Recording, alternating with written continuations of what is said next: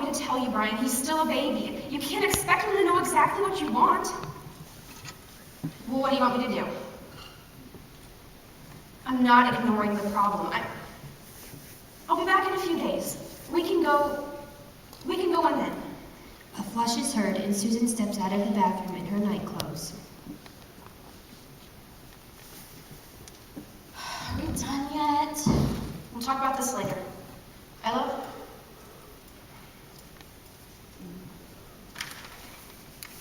Everything okay? No, we haven't even made a dent in this place. Sure we have. You're just seeing the house is half full. It's a negative. Well, are you going to sit there, or are you going to help me? Help! They continue to box and toss, Ellen more so than Susan. So what's going on with Brian? Nothing. Sounded like it. He's just paranoid. Always thinks something's wrong with the kids. Is something wrong? No. Ellen stops for a moment and considers Susan, and then begins tossing again. I mean, you weren't the most normal kid. You kept to yourself, right? Played on your own a lot. Ellen's tossing is progressively more aggressive. We didn't rush you off to a specialist or anything. You were just a little odd. And you grew out of it. Mostly. Is this about Ethan? He's just a baby. I think with all this estimating and comparing and labeling, we're just crippling them, you know? Making a problem and just letting them grow up. What does Brian think is wrong? Look at all this crap. There's no way we're going to be done by Friday. Ellen. Especially at the rate you're going, it's like your garage sale shopping. Elle. Look at this. I thought Mom sent you all those when you had Sarah. Me too. Which one is it? Comet's 9 Lives. Oh, I love that book. It was stupid. Oh, you're crazy. It was sweet. Oh, look at the illustrations. Adorable. It's a book about a cat dying a number of times. Oh, no. It's a book about a cat trying to find his place in the world, his safety, see? His soulmate. Maybe Mom was saving this one for me. Or maybe she was just saving. Ellen gets up to throw a bag of trash out the front door.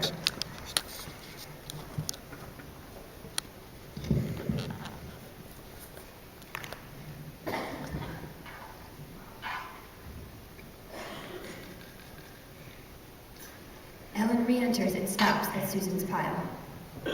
Are you really taking all that junk with you? Yeah? And what are you going to do with it? Not throw it in the trash. Oh, I see. You don't have to take anything, Ellen. Let me do what I want. Sure, well, this is it of mine. Why don't I just help move her whole house to yours? Wait, where are you living now? Still in a dorm? You know I have an apartment now. That's right.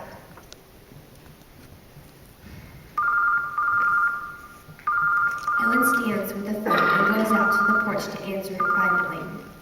Susan sorts. She then moves a box to the Goodwill pile. She stops when she notices a stuffed bear hidden beneath the pile.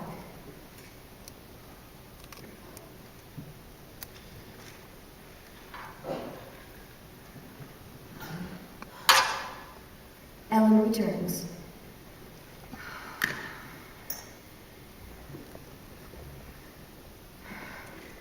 What? What? It's nothing. Couples fight. They fight about their kids. Brian worries and I rationalize. It's how we work. You have too much of Mom in you. God, Brian has too much of Mom in him. He's not even blood. I'm surrounded. Mom loved you. God, what is this? When did this turn into sibling therapy? Of course Mom loved me. Mom loved everyone. Is that how you feel? What? That Mom loved you only as much as anyone else. It's not about how I feel, is it? Feelings don't fix things. They don't fix people. No one said they did. But that's how you live, right? Passion and art and feelings and how Mom lived. Every word was significant. Every person, everything. And what does that leave you? Like Mom. Alone and afraid and so sensitive that you could total her with an offhanded And this house. A house full of feelings and most of them hurt.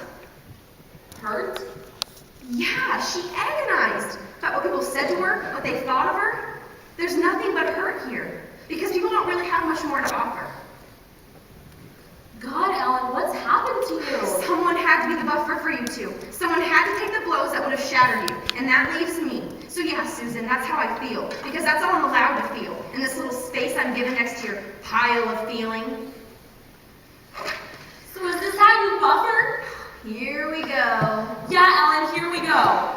I want to know why you put him in the giveaway pile. Maybe I forgot whose he was. That's a lie. Maybe I figured you didn't want him anymore. Why don't you just tell the truth? It's a fucking stuffed animal, Susan. Bigger things are happening all around us. Bigger things are happening in my family. I am your family. A portion, and I put him away to protect you. You've lived without him for 10 years. Why add the package back now? That doesn't make any sense. You're just like Mom. Because I don't throw everything out? Because you can't let anything go. I don't need you to fix me. I like the part of me that's like Mom. If that means I get hurt a little easier, then fine, as long as I'm not like you. You've worked so hard to be everything she's not that you miss out on all the good in her. Because she was good. And buffer keeps out the bad and good, Ellen. You can't choose one and not have the other. Sue, get your inhaler.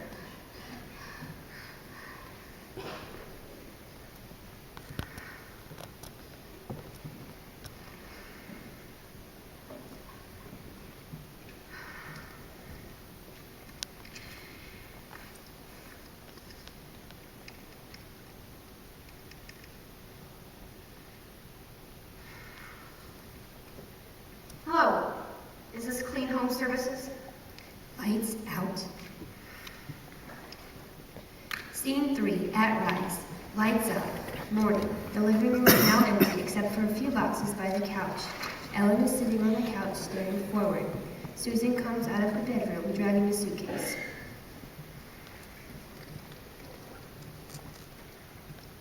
Well, you won.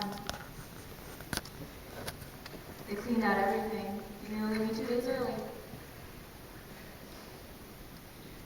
So where are you going now? Back to school.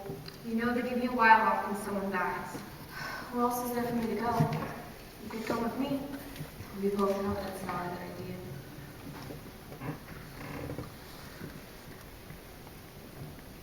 I really miss her, Ellen. I know. Do you really? That's all I wanted from this, was to miss her with you. I'm sorry. Me too. Brian thinks Ethan's autistic. I know. You know, that was something about Mom. She was nothing if not comforting, wasn't she? Yeah. No matter how harsh I could be, she was always comforting.